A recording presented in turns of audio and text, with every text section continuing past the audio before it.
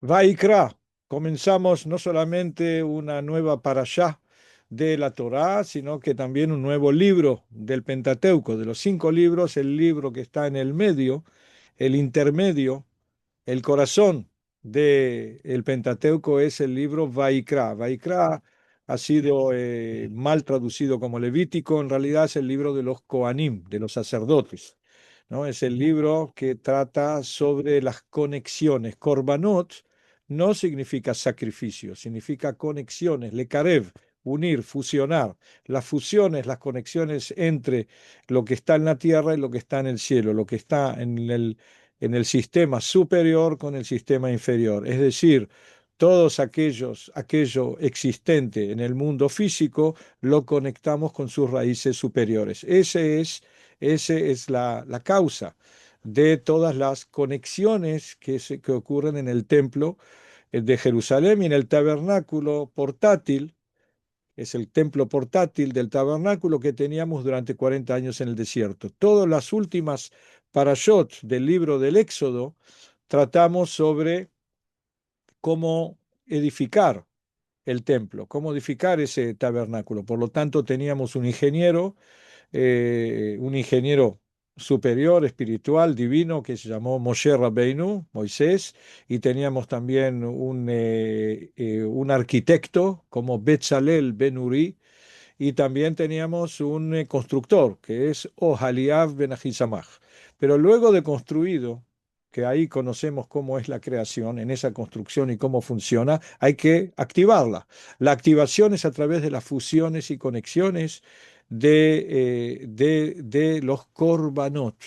Y eso comienza con Moshe Rabenu durante los primeros 8 días de la inauguración del tabernáculo. Él aplica y él conecta todo. Muestra cómo conectar lo mineral, lo vegetal, lo animal y lo humano a la raíz superior, a Hashem, el creador. Y luego que uno se une de abajo hacia arriba, luego se manifiesta de arriba hacia abajo y ahí se llena todo el tabernáculo, todo el templo y toda nuestra realidad con la presencia de Hashem, la presencia divina.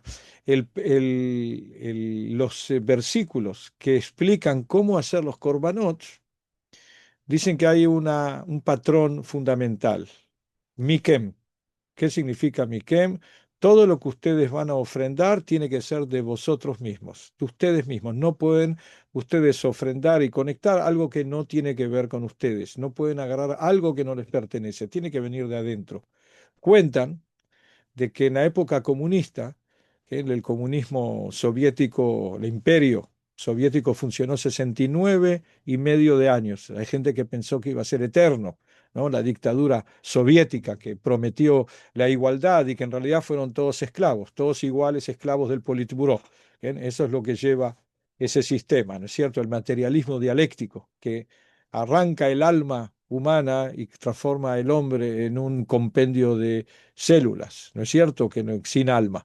Bueno, lo esclavizó. Entonces los pobres granjeros recibían la visita mensual del comisario al Kolhoz, el comisario soviético del Politburó, para sacarles, la mayoría al principio eran 50% para llevar a Stalingrado y al Partido Comunista, por supuesto. Hablamos de la dictadura del proletariado, pero en realidad era la dictadura del Politburó sobre el proletariado, todos esclavos. Esa era la igualdad comunista. Venía el comisario a requisar y decía, bueno, hay que entregar el 50%, después fue mucho más. Por eso hubo hambrunas y hubo decenas de millones de muertos por ello. Pero se cuenta de que llega al comisario y le pregunta al pobre granjero, dice, dígame, camarada, si tú tuvieras 2 grandes fábricas de acero, ¿qué harías con ellas? Bueno, la mejor, se la doy al partido. Dice, muy bien, muy bien. Y si tuvieras 2 aviones, un avión al partido. Y si tuvieras 2 helicópteros al partido. Y si tuvieras 2 acorazados, dos barcos, el mejor al partido. Y si tuvieras 2 vacas, la mejor, la más gorda al partido. Y si tuvieras 2 ovejas al partido. Y si tuvieras una gallina, y ahí se calla y ahí no habla. Dice, pero ¿cuál es el problema? La gallina, ¿a quién se la das? Y se calla la boca. Dice, no entiendo. Una fábrica le das al partido, un avión al partido, una corazón al partido, una vaca, y una gallina. Y dice, ¿sabes cuál es el problema, estimado comisario?